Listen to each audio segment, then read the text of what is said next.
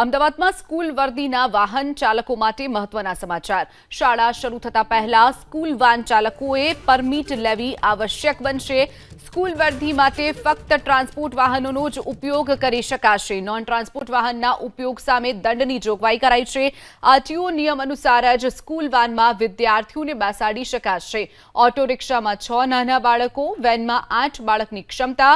School વર્દીમાં ચાલતા વાહનોનો વીમો PUC પણ ફરજિયાત કરાઈ છે। શાળા શરૂ થતાં જ પરમિટ અંગે આરટીઓ પોલીસ ડ્રાઈવ યોજશે।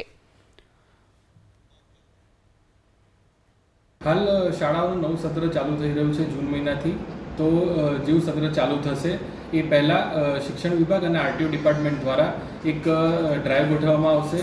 આ ડ્રાઈવમાં જેટલા પણ સ્કૂલ રિક્ષા ચાલકો છે, જેમાં રિક્ષા, બસ અને ઇકો ગાડીઓ જે ચાલી રહી છે, તમામ ટ્રાન્સપોર્ટ વાહનમાં પાસ થયેલી હોવી જોઈએ છે।